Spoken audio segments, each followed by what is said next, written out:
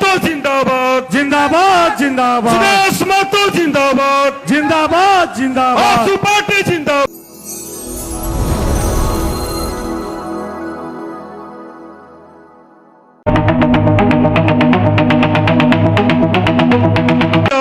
जिंदाबाद जिंदाबाद सुदेश महतो जिंदाबाद जिंदाबाद जिंदाबाद आदरणीय श्री सुदेश कुमार महतो जी। प्रभात तारा मैदान के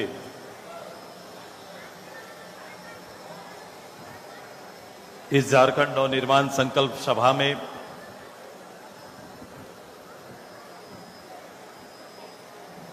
आज मैं अपने जुआजसू और छात्र इकाई की ओर से आहूत इस संकल्प सभा में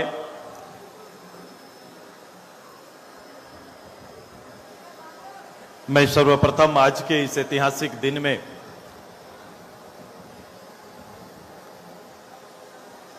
अपने झारखंड आंदोलन के संघर्षरत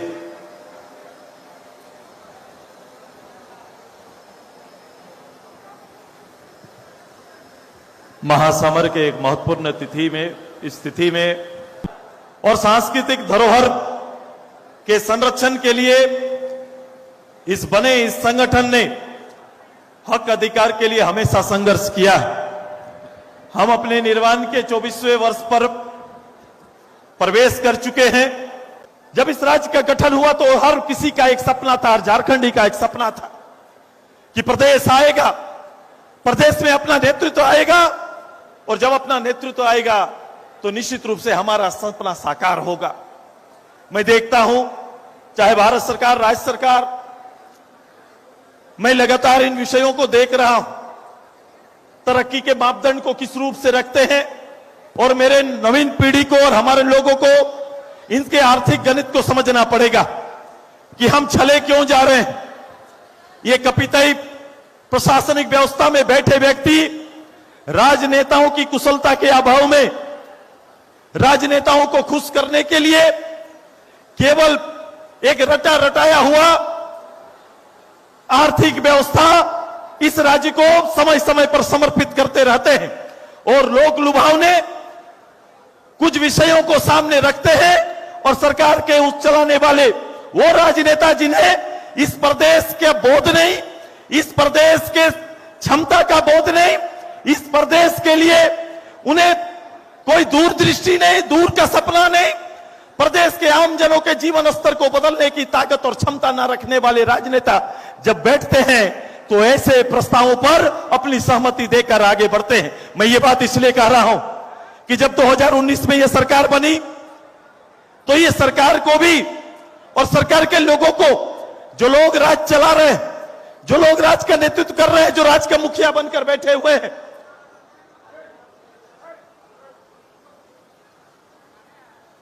जो राज का मुखिया बनकर बैठे हुए हैं,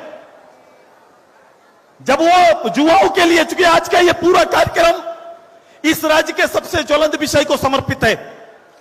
ये विषय है राज्य के अंदर में रोजी रोटी के लिए जो एक स्थिति बनी हुई है, जो व्यवस्था बनी हुई है, इस व्यवस्था के ऊपर आज पढ़े लिखे नौजवान 2019 में इस सरकार की नीतियों को समझ ना पाए, इस सरकार की नीयत को समझ ना पाए और विश्वसनीयता को हम लोग सर पर लेते हुए उनके वायदों को विश्वास बनाकर मत देने का जो लोग काम किए थे, आज वे ठगे महसूस कर रहे हैं, वो दर दर भटक रहे हैं और अपने भविष्य को लेकर चिंतित हैं और चिंता व्याख्यान नहीं कर पाते, चिंता को कहीं रख नहीं पाते। हमारे युवा संगठन ने इसी को ध्यान में रखते हुए, चूंकि राज्य में सरकार ने कहा था कि हम आएंगे, मैं अपने रोजगार यहां के लोगों के लिए नीतियां लेकर आएंगे, हम यहां आएंगे, नियोजन लेकर आएंगे और नियोजन ना आए तो उनके लिए भत्ता की व्यवस्था करेंगे, ऐसा ही कुछ बात कहा गया था। वो ऐसे लोगों के लिए जो लोग शिक्षित बेरोजगार नहीं है, उनके लिए उनके ही क्षेत्र में ठेका पट्टा की व्यवस्था सुनिश्चित करेंगे और यहां के कल कारखानों में जहां से रोजगार प्राप्त हो सकता है वहां 75% उनके लिए अधिकार सुनिश्चित करेंगे। ऐसे ही वादे यहां के रोजगार देने के लिए यहां के लोगों के लिए कहा गया था। स्थिति क्या है, स्थिति का आकलन क्या है, आज देख लो। हम ठोक के इसी मैदान पे उनको आपको बताना चाहते हैं जो एक साल में कई जेपीएससी का एग्जाम करने की तैयारी की बात कर रहे थे, एक साथ कर्मचारी चयन आयोग पर कई एग्जाम लेने की बात कर रहे थे। आज अंतिम महीना पे हम आके खड़े हैं और सरकार का डाटा क्या बोलता है। सरकार का डाटा आज के दिन में जेपीएससी में 1033 लोगों को इस 5 साल में सरकार नौकरी दे पाई है और कर्मचारी चयन आयोग से मात्र 10,041 लोगों का ही नौकरी हुआ है। इसके अलावा एक भी सरकारी नौकरी इस सरकार ने यहां के लोगों को देने में विफल रहा है। यह सरकार किसी भी जगह पर किसी स्तर पर खड़ा होकर मुख्यमंत्री ऐसे कैसे हो सकते हैं, कैसे गैर जवाबदेह हो सकते हैं। आप समझ रहे हैं ये भाग्य विधाता होते हैं। मैं तो कई जगहों पर नौजवानों को जाकर कहता हूं कि पढ़ लिखकर आपको विद्यालय सर्टिफिकेट दे सकता है, महाविद्यालय सर्टिफिकेट दे सकता है, लेकिन वो सर्टिफिकेट पर्याप्त नहीं है आपके जीवन के लिए, बल्कि एक सर्टिफिकेट और चाहिए, वो सरकार का चाहिए होता है। वो एग्जाम के माध्यम से वो आपके लिए एग्जाम कंडक्ट करे, आपके लिए परिणाम निकाले। जब तक ये संभव ना होगा आपका ये सर्टिफिकेट रद्दी की टोकरी के लायक बन जाता है। आज यही अवस्था लाखों लोगों का बना है। जब सरकार ने अपना डाटा दिखाने से इनकार किया, जब सरकारी पदाधिकारियों से यह मांगा गया, चूंकि सूचना आयुक्त है ही नहीं, हम किनसे मांगेंगे, हमारे लिए हुआ बनाया गया। मैं बोला लोगों को कि जाओ एक्सचेंज ऑफिस या सरकारी डाटा निकालो, तो मेरे नौजवान साथी छात्रों ही कहे, युवा के कहे कि भैया किनके पास जाएंगे, यहां तो जिससे अपील करेंगे वो अपील चेयर पर बैठने वाला व्यक्ति ही तो नहीं है। तो मैंने कहा कि तब उसका रास्ता एक है, थोड़ा मेहनत करना पड़ेगा, गांव घर जाइए और ऑफलाइन या फिर ऑनलाइन व्यवस्था तैयार करिए ताकि लोग अपना आवेदन करें और सरकार के सामने अपना डाटा हम लोग रखने का काम करेंगे। बेरोजगारों की सूची तैयार करेंगे तब हम उनको रखने का काम करेंगे। आज हम कह सकते हैं ये डाटा लेकर लोग आए, जो लोग डाटा लेकर आए हैं हाथ एक बार खड़ा करो। जो डाटा लेकर आए, जो डाटा जिनके हाथ पे है वो डाटा लेकर आज सड़क पर है, वो सड़क पर डाटा लेकर हैं। और ये डाटा की संख्या मैं बता रहा हूं, ऑनलाइन जो हमारे युवा कमेटी के ऑफिस से मुझे प्राप्त हुआ, ये करीबन 3 लाख लोगों ने ऑनलाइन आवेदन किया है और ऑफलाइन अभी गांव-गांव में हमारा जन जागरण कार्यक्रम में यह अभियान चल रहा है, लोग ले रहे हैं। इस प्रदेश में रोजी रोटी के लिए 1,47,00,000 लोग जो 49 साल से नीचे की आबादी है और 5 लाख लोग इस प्रदेश के डेली रोज नौकरी के लिए आगे आते हैं।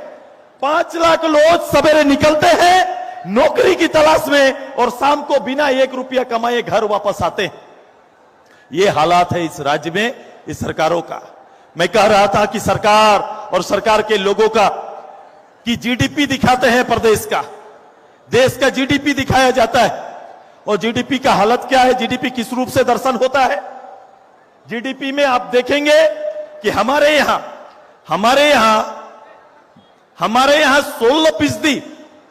16% इनकम कृषि से आता है इस देश और कमोबेश राज्य का भी यही हालत है। लेकिन उससे इनकम इस प्रदेश के 50% के लोग उस पर निर्भर करते हैं। उद्योग से भी हमारे यहां पर और देश में तो करीबन 22% का एक ग्रोथ हमारा है और उसमें तो करीबन वही 22-24% लोग जिससे अपना इनकम तैयार करते हैं। लेकिन सर्विसेज में इसकी संख्या सबसे ज्यादा है और जिसकी संख्या सबसे ज्यादा है वहां 24-25%, लेकिन उससे इनकम करने वाले लोगों की संख्या लगभग 26% के आसपास है। यह है यहां का डाटा जिसके माध्यम से हम लोग दिखाने का काम करते हैं। यह सरकार का संपत्ति हो गया तो क्या फर्क पड़ता है, सरकार के पास संपत्ति है, अगर वो मैं लोगों के जीवन पर उतार नहीं पाया, लोगों के जीवन स्तर को अगर चेंज नहीं कर पाया, चूंकि कृषि आधारित जो लोग हैं उसमें 50% आबादी वही गरीबी रेखा से नीचे जीवन जी रहे हैं। वही परिवार गरीबी रेखा से नीचे जी रहा है। और आज का डाटा है, भारत में सबसे ज्यादा गरीब किसान कहीं पर हैं तो हमारे झारखंड में पाए जाते हैं। सबसे ज्यादा किसान गरीब कहीं पर है तो वो झारखंड में है। यहां पर हर किसान के परिवार का पर डे इनकम, किसान के परिवार का 27 रुपया से 33 पैसा है। 27 रुपया से 33 रुपया तक का है। मतलब एक किसान परिवार का एक परिवार एक दिन में जो उनका किसान और उसके कामकाज और उससे काम करने पर जो इनकम होता है परिवार में अगर बंटवारा होगा तो 27 से 33 रुपया का इनकम है। आइए, मैं ऐसी व्यवस्था लाने की बात नहीं करता, इस व्यवस्था को आगे बढ़ाने की बात नहीं करते।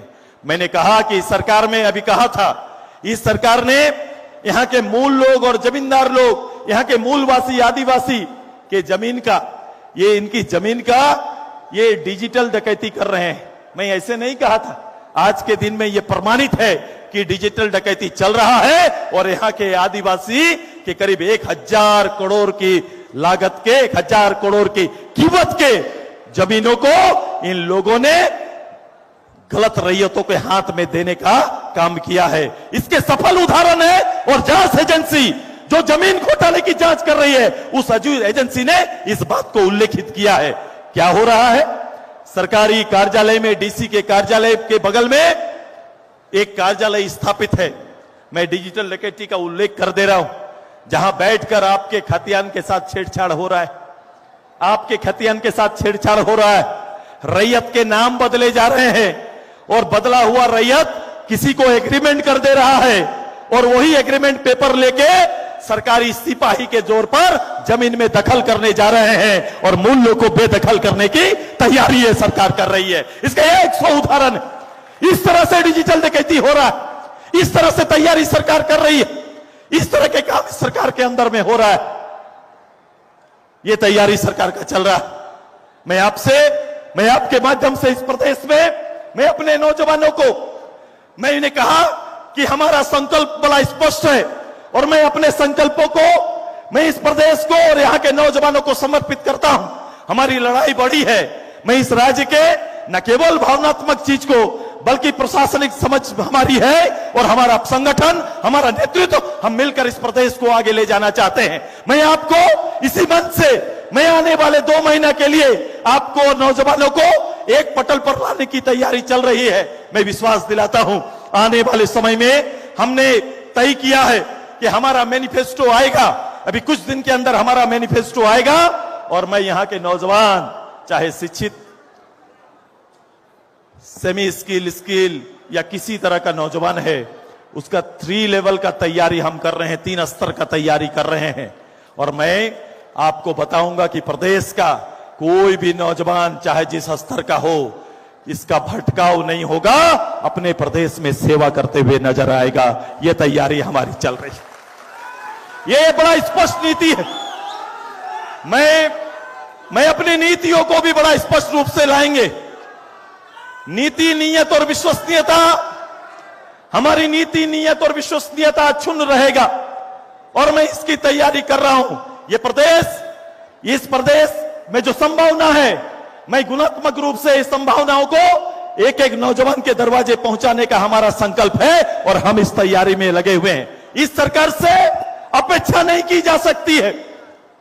यह सब सरकार और इसके लीडर अपेक्षा के लायक नहीं है। इनमें वो कुवत और क्षमता नहीं है। मैं इनके क्षमता पर सवाल उठाता हूं, क्योंकि जो लीडर जो अपने प्रदेश के लोगों की चिंता ना करे, जिस प्रदेश के जहां में अपने लोगों के लिए आंख में पानी ना हो, वो नेता नहीं हो सकता है, वो राज्य नहीं चला सकता है, वो राज्य चलाने की वो काबिलियत नहीं रखता है। और जो ये काबिलियत नहीं रखता है, उसके लिए हम सबको लड़ना होगा।